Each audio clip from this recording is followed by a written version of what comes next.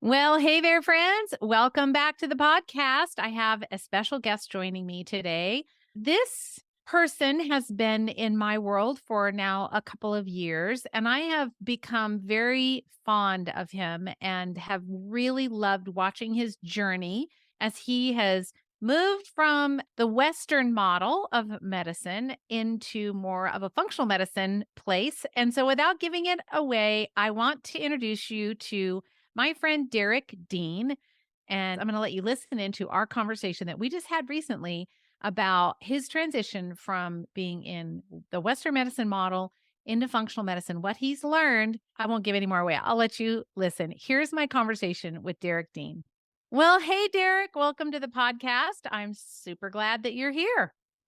Yeah, I'm glad to be here, Rhonda. Thanks so much for asking me. I'm very excited to talk with you today. Yeah, for those of you listening, we were just, kind of off camera, off audio, just chatting about, the things that happen in life that are a bit surprising. And you don't realize when something's going to happen and it kind of changes the trajectory of what you had planned for your life. And all of a sudden you go, oh, I'm kind of in this new season, new life. But for you, Derek, your kind of new season, new life happened when you were in your career slash former career slash career you want to get out of, and you Yeah. decided to transition into functional medicine. So, what I want to do is I want to hear your story. So, tell us where you kind of came from, and But let's just chat a little bit about your journey as a wellness practitioner. yeah, totally. So I am a pharmacist by trade. That is why I I'm have my so license. sorry. I know, right? You get to see all the bad and ugly. But my health at the time, I guess taking it back to 2011 or 12, I had always felt not well, had a lot of digestive issues and stuff. And, we're taught in pharmacy school that the meds take care of everything. They fix things. So I got out kind of believing that. And I think in Yeah. practice for a while, but really my own health, I saw that that wasn't true. I didn't feel that way. And so I just randomly, I don't even remember what triggered it, but I started making changes just to my diet. And I saw how much it impacted how I felt, could come off medicines. And it was just like little small baby steps along the way. And, you know, I ended up a little bit down the road, losing 50 pounds and felt so Nice. better. Yeah, right. And that kind of started things and really, then I started seeing it in my patients coming in like, man, these medicines aren't working. I see more diabetic patients than anything. And I'm like, these are not working. And so really it was just a journey that I've been on, still going on of just discovery and getting more into studying like the why. I started trying to find like if diet affects this, why is this high? Why is this doing this? Why is this medicine not working? Or why is their body responding this way? And trying to get to the bottom of it. So that is the, initial start of everything that had happened and just kind of try to grow my knowledge and get more experience so that I could help and impact more people. So, what was your big aha? You said you worked a lot with diabetic patients. So, in the pharmacy, then you've got people that are type 2 diabetics, insulin resistance. They're probably doing metformin and all the things, right? Insulin, Everything. all the things.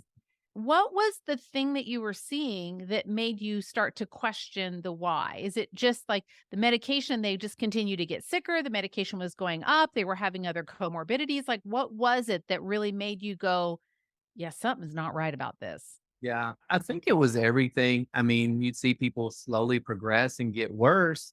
And just using diabetes is one of many examples, but they were like, oh, my numbers have been so good. The medicine is keeping my numbers in range. And, that was like 120 in the Yeah, range. right. Yeah. But then they'd add on medicine. It'd go from metformin to metformin and glipizide. And then do that for a while. Then it'd go to metformin to, we need to add on insulin and constantly be like, well, if they're in range and they should be getting better, but they're getting worse, or they Yeah. just lost their eyesight. Oh, they're about to start dialysis. One of my patients had his leg taken off. And Oh, before he was a great spirit, like, I mean, awesome man, loved, enjoyed talking. He was from the islands in the Caribbean, so had, the accent, the upbeat personality. yeah. After he lost his leg because of diabetes, he was not the same person. He lost his Oh. vigor. He lost his life. And, that bounced to him so much. And, that is one of many stories, but I think it was just everything. And then the more that I saw that I implemented into my life and that I felt better and I, felt more complete and less hindered by my health, it just started making me question everything. So where did you go first? What was your first point other than the changes that you made in your own health? But you said you started to dig, you started to look Yeah. and learn. Where did you go to get that Um, information? First, where does everybody go? Google. Google, of course.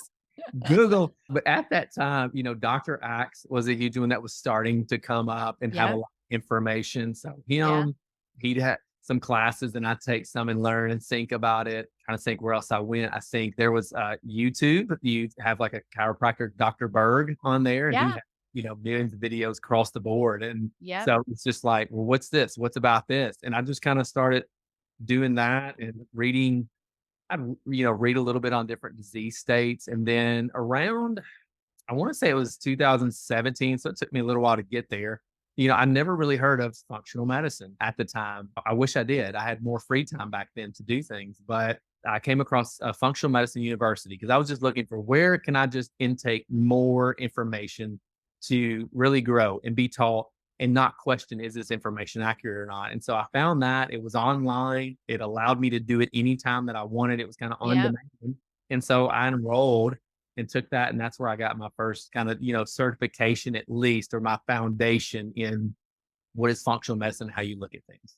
And what was your big aha? I mean, there's probably a lot of ahas. And FMU, Yeah. by the way, for those of you, I think everybody knows what FMU is, but it's a great program for providing that, as you said, like that foundational aspect. It gives you like the clinical underpinnings, I should say. I don't think that it gives you much of the street knowledge to like put it into practice, but it Um, gives you the clinical underpinnings so that you've at least got the basic knowledge. But as coming into that, then you were still a bit of a noob, right? yeah. So you come in there, what were the moments in there where you went, "Oh, no way." Like, what were those moments? I guess I don't know if it's a simple fact, but I guess it was a realization that I started believing that everything that I had been taught, I now felt was wrong. That would And be a significant earth okay. shift. And that I actually felt as a pharmacist in a pharmacy in that setting that I could not make the impact that I really wanted to. It's not Yeah. set up for it. Time Yeah. wise, it's not set up for it. They didn't set up for it as far as you don't see patients, you crank out medications. That's what you do.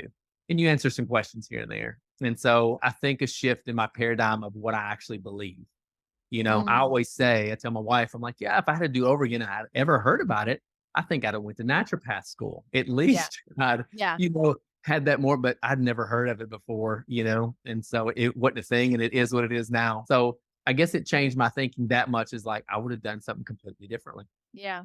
So now you finished FM. Did you just like right out of the gate just start working with people? Did you Yeah. stay in pharmacy? What happened then? Yeah. Stayed in pharmacy. The direction and path of what to take and how to do that was very obscure to me. FMU Yeah. is taught by chiropractors, and you hear about chiropractors doing it. They're set up in that visit model. They can talk with patients while they're adjusting them. And Right. so I kind of feel like, oh yeah, of course you got it easy. Yeah. You Yeah. can do that. So no, I am still half of my time in pharmacy right now, still paying bills. So that was what I think I might have finished at the beginning of 2018, my Hmm. certification, and I'm still working in pharmacy half of my time. And so the functional medicine is just kind of part of the time where I'm seeing patients. So your part-time Yeah. pharmacy, that's got to be grueling for your soul. It right now is right now I'm waking up on a lot of my mornings at 4:30 just to do some of the patient casework, or if I'm reading labs. I do a lot of labs. We can talk about that in a little bit. And yeah, it is because I'm still like working every other day at the pharmacy. And I fit in between that a couple days a week to see patients. And, Yeah. I get questions from people in there, and I am the secretary, I am the accountant, am the everything. And, I'm realizing, okay, eventually I'm not going to be to do everything because it's taxing. And I'm right now trying to Yeah. set up things that are more sustainable because I don't feel they're very sustainable right now. At least if I want to grow, expand, and make it to where this can be something that does support me, and pay all the bills. And so I think going back to what you said before is, what did I do? I just tried to help people as much as I could in the environment that I was in. So in the pharmacy, if they had a problem, I try to show them to, maybe it was an essential oil, maybe it was a mineral or nutrient, or maybe it was an herb, and really kind of just do as little things that I can, or talk to them about diet. Yeah. Earth shattering right there. Just like Right. big aha. Yeah. Like, hey, you want to get your blood sugar down? Don't eat carbohydrates. What? Yeah. Yeah, don't eat any of them. You Any, mean I can't that's go to fair. Waffle House anymore? What's that? Yeah. What are you talking Just about? just drop the bread and the Coke and tell me how you're doing. I bet you get off some stuff. And so, yeah. Yeah. um, Yeah. So right now, your functional medicine practice is kind of like your side hustle then. So you're using pharmacy to pay the bills and you're working on building your functional medicine practice. So what's been your biggest success there and where are you struggling? Let's see if I can um, like help you or we can yeah. figure out a way to move you from an unstuck to a going. Yeah. Well, I think, and a big shout out to you. Obviously, I actually got introduced to you in Functional Medicine University. You were a guest Yeah. speaker and had some say, speaking things there. And then doing the Clinical Business Yep. Academy Yep. really helped set in some things because, I'm a very type A person. I like things being perfect. Everything has its place, and that hurts me in many ways. But I think just getting some of the ideas of where to begin, some of the tools, the process, how to take patients, how to do payments and put in notes and all that. All those questions that in my original, I guess, degree, I don't do. I don't do any of that stuff. Having Right. to really learn and see what it's like on the patient model. What's it like on appointments? Like, oh, an hour is actually not an hour. So what I charge can't Oh, be what I think is an hour. I have to charge for those preach it. other hours that I'm spending doing things and I'm Yep. preparing or I'm Yep. up looking at their labs that they uploaded to me before I even meet them so I can make a recommendation based on that. And so I'm learning. And that's the important part. I think I just opened, website, everything like, hey, I'm open for business January 1 of this year. And so just 10 months in, the first couple months were slow, but it's picked up. It's been an up and down. A lot of people are finding me on just Google, just searching for Nice. functional medicine. And I actually went and put my base prices on there because I didn't at first, but I offer a 15-minute free kind of complimentary discovery call Yeah. just Good. to see, hey, do I want to work with you? And which I'm saying no to a lot more people because I'm finding people that I don't want to work with. I Um, love that. I'm so I proud of you. mean, I feel like you a just little mother hen I'm over here going, yeah, yeah. yeah, I'm no longer taking anybody's money. I mean, I need to, but there's some that's just so exhausting or it's Yeah. outside of my realm. And I'm just like, I'll I'm refer not your you. And person. yeah. Yeah. But I was having these discovery calls and I was talking to people and they'd always at the end ask price. And that'd take me 10 or 12 minutes just talking about price. I said, forget it. I'm just putting my base prices on the website and There you make go. them look at it. Because if they find me, they'll see it, they'll know, and that'll at least save me time from having to answer it. Good for you. I refer them back. So little things like that. You might have more directed questions, but I mean, just little fine tuning along the way and reevaluating what I'm doing, how my setup is. Do I want to take this client or do I not? And really what I like working with. So, For you, Derek, what does an ideal patient client look like for you? Who is that person for Derek? yeah, I'd say definitely from probably age 25 to 50. It can be male or female. No offense to anybody. Males tend to be easier with me. They just have a lot less questions. But females are more proactive in their health than males. So Yeah. I would be out of business if I was waiting on males to line up to see There me. it is. There it is. Um, 80% women, yeah. 20% men across the But board.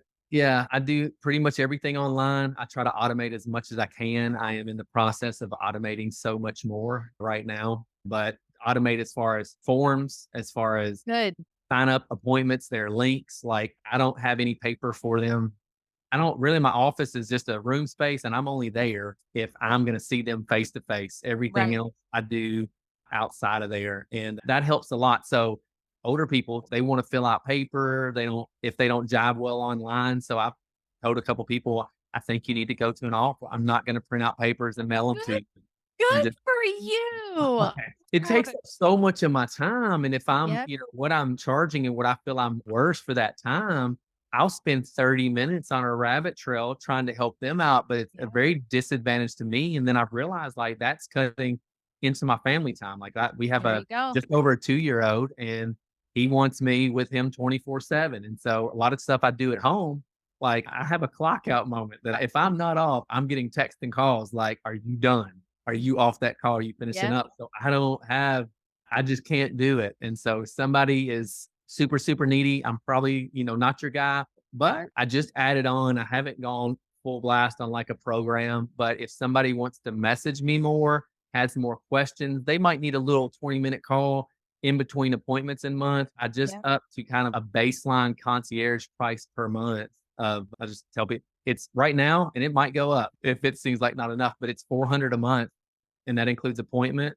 That includes if you need messaging, and that's just kind of a baseline. So, Perfect. And I love that model because it attracts the people that you already know in your discovery call that are good fit for you. So they're already a good fit. Now you've leveraged that and now you have recurring revenue that you can count on every month. yeah, So, Derek, if you had 10 of those people at $400 a month, how would that change your life? That doesn't include the revenue from the supplements. That's right. just the fee for service revenue. How would that change your life? It would be huge. It would Huge. possibly allow me to take a step back even more from the pharmacy and give it a little breathing room. Yep. And sometimes I love that you said that you are leaving it open, that it may end up going up. But I will tell you this that the 80/20 rule always applies here.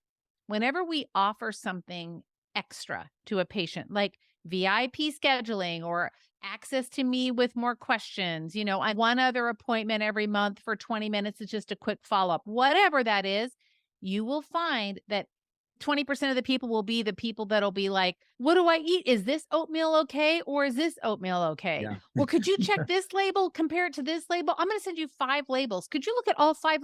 There's very few people that will abuse the system. The majority of the people won't even use the service. So it's such a great way to leverage your time, make a little bit more money. I Yeah. love that you did that. Like, Yeah. Well, I had job. one patient that has made me and really I feel like I'm making pretty good per appointment, but guess what? It ain't worth this. Like I need a new consultation price every There it single is. month because There it is. it ain't worth it. Uh, Yeah. What are you going to do? right. What's your Uh, solution? I'm still debating on that, but I think if it keeps to continue, I'm gonna have to roll her into it and be like, "Hey, for this service, I am, so I can be fair to everybody and make sure I'm offering the best service to each and every individual. To get this, if you have other questions and things outside of just an appointment, I'm gonna have to roll you into this." And Yeah. just because it affects Yeah. my ability to take care of other clients. Yeah. And sometimes I think people don't realize it. Often when you start setting those boundaries, this goes for everyone. When you start setting those really healthy boundaries that say, listen, if this question is going to require more than 2 or 3 sentences for me to answer, in other words, I can give you a really concise, quick answer, I'm happy to do that. But if it's more than that, then we need to schedule another appointment. And you would be shocked at how many times all of a sudden those There's no question. questions They're go gone. away, right? They quit Yeah. asking because you open the door and they can just keep asking and asking and Yep. asking. So they do. So setting that boundary before you have to terminate the patient. I always say set the boundary first. And Yep. if the patient can't respect your boundary, then you know for sure that they're not a good fit. I'm now doing that. That's one of the other adjustments that I've made, and I didn't know. It's like you live, you learn. I've set some things up. I'm like, I hate how I've set this up. And so tell me, what are some of the things other than that? Are there other things that you've done that you're like, oh, no bueno, this is not working? Yeah, one of the main ones is that I was like, oh, like this price for the appointment. If you need questions, ask. Send me your questions after. Be glad. It was like open access for everybody anyway. So I was already kind of doing it, and not everybody does. Like some Yeah, people might have a few exactly. questions, but there's a couple people that is just they're wearing me down for everybody else, and I'm just like, all right, I just got this at 2. I'll respond to it tomorrow. I just will space way out the There time. you So go. it's Yep. just man, that I think is the biggest thing. And then seeing how much like one-on-one with patients, I'm looking at going to more of a group model and Good for even you. specifying down more and maybe in more like the blood sugar dysregulation, with Yeah. diabetes, pre-diabetes realm, offering that to where it's more of a group coach thing and I can set up a group for them to conversate and talk. So that's a process I am beginning to build now. And I'm kind of, gleaning for you on that, how you set up the things you offer to your clients and really seeing the value that it offers me that I can dive on and watch something, get some information that I need and be like, okay, I got what I need to go for this. And Mhm. I'm like, people Yep. need that too. And a lot of people, they need more accountability sometimes than just, one visit a month. And I'm like, all right, you make that because I am everybody. I don't have a front person for them to go to. And I'm like, all Yeah. right, I'll see you back in 5 weeks. And I have everybody pay ahead of time. Like when they Good. book an appointment, they're paying for it, or Good we're for not you. having an appointment. Yeah. But I might not see them back 7, 8 weeks. I'm like, what happened? Oh, I still feel the same. Well, I mean, this was a building like protocol. Like we're That's right. building to things. It's not, I didn't mean for you to be on those 3, 4 supplements the rest of your life. Like this Exactly. isn't like this is all you need and you will be good. Like your Yeah. hormones are out of whack, girl. Like, what are you thinking? And so seeing that maybe for a lot of people, the one-on-one, it might be great for some that are more do it yourself, but a lot of people I think need more of a group, more of accountability, more follow-ups, like, a weekly kind of coaching Yeah. session where if I'm not pressed on one-on-ones, I can serve more people with the same condition in a group. So that's And, kind of a there's 2 things I wanna say about that. One is that when you offer a group program, it allows you to charge more for the one-on-one. So yeah, it allows you to raise that and increase that revenue, making that relation yeah, right? That's a big thumbs up. That allows you to charge a little bit more of a kind of a premium price. Think about like a coach, right? You're the health coach. If you want my one-on-one time, it's this much.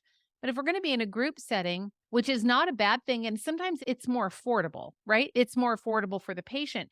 But the other benefit, I think, is that the patients build relationships with people that are like them. yeah, And so when, if I had blood sugar issue, I would say, man, I just can't kick this whole bread thing. Like I love bread yeah, and I can't kick the bread thing. And the next, lady over here goes, oh, well, I found this great bread that's this, that, and the other thing. And I find that I don't want as much of it. It's more satisfying. You didn't have to do a thing.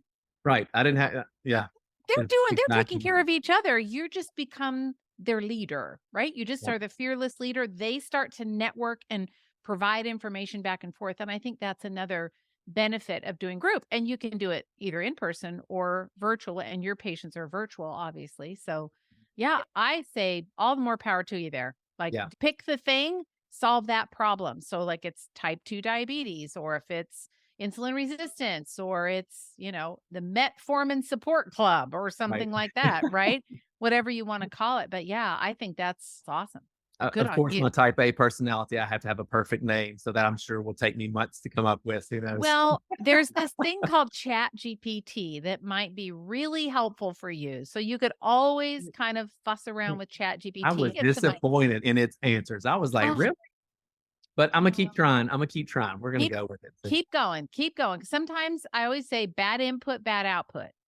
So if yeah. you're not happy with what you're getting from ChatGPT, Yeah, you may just need to change your input and give a little bit more context. Pretend you are a blank and pretend these are the people that you serve. And imagine that if you were going to offer X, what would you call it? Because it's solving this particular, Z yeah, problem.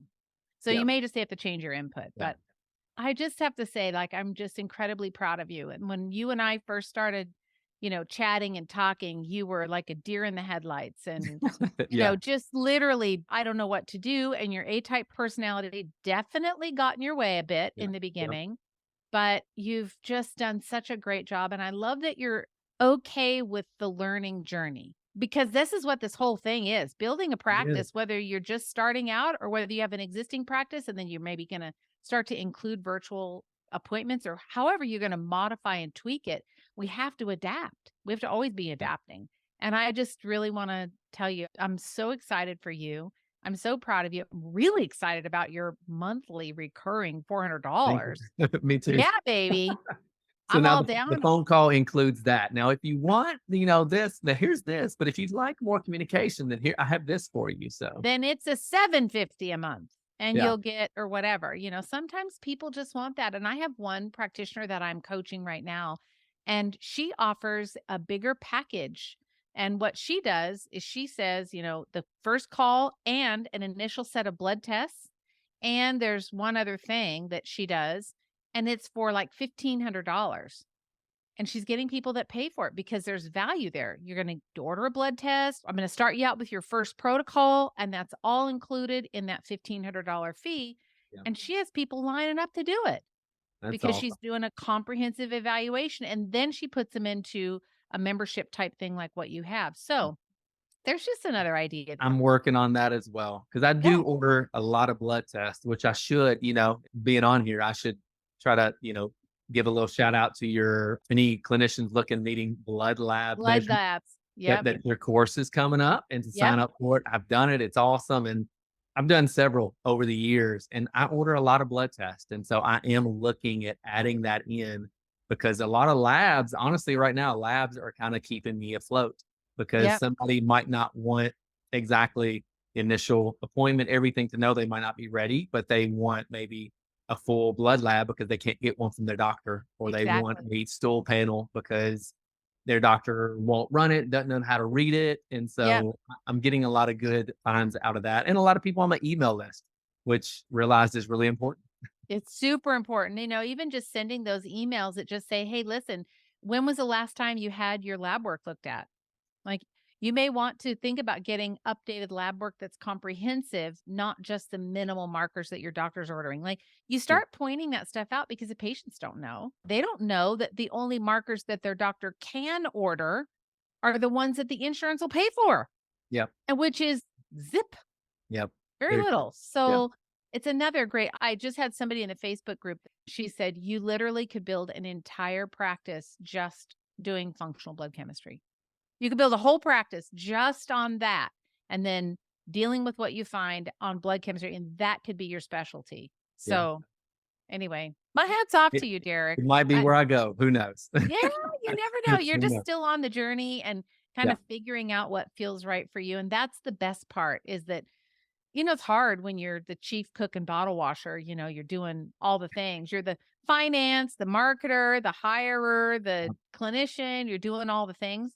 But at some point, it starts to get easier and you start to get that elbow grease, gets those systems kind of worked out in your business. And before long, I bet you, before long, you're going to have enough of those $400 a month people that you're going to be able to maybe hire a virtual assistant for 5 hours a week to be able to take some of that work off of your plate. And I would be Definitely. so excited for you. Yeah. That sounds good. Yes. Well, Derek, thank you so much. If someone wanted to just check out your beautiful website, by the way, Yes. Thank you. I love it. Tell our listeners where they can find you. It's at thrivefunctionalmed.com. And I can't take any credit. My wife did it. She asked my type A personality to step aside because I would just slow down the process. And she did an amazing job. So, but yeah, She did. thrivefunctionalmed.com. Thrivefunctionalmed.com. And then are you on social at all? Yes, mainly Instagram under Dr. Derek Dean. Derek is DEREK. And then I think my Facebook page that connect is just Thrive Functional Medicine right now. So, Okay. So Dr. Derek Dean on Instagram. Well, we'll sorry. find you. Derek Dean. You search for Derek Dean, functional Yeah. medicine, and he will pop up. I'm absolutely positive. So, Derek, thank you so much for joining me on the podcast. I appreciate so much your honesty.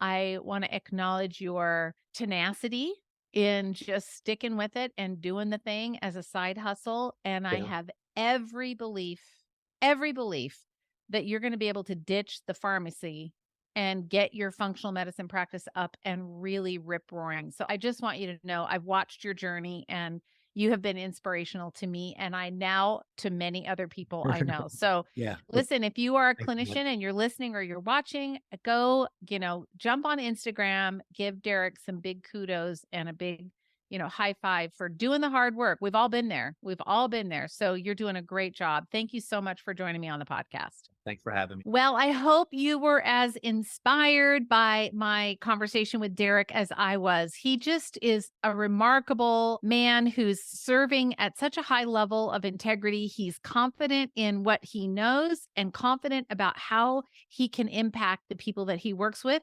He's not afraid to charge for what he is doing. I love that. He added the prices to his website. So if you want to go find him and connect with him, he is in the Birmingham, Alabama area.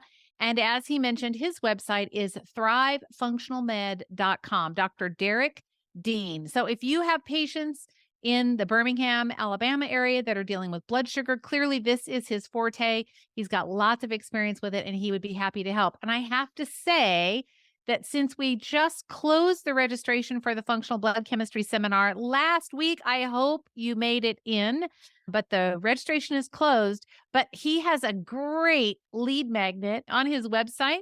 If you go to his website, thrivefunctionalmed.com, scroll about halfway down the page, you'll see a little bar that says download my free blood markers master list. So if you want to get on Derek's email list, go download that free resource. I'm really just incredibly proud of the work that he's done and the impact that he's making on people's lives. So thanks for listening. I look forward to being with you next week on the Clinical Entrepreneur Podcast.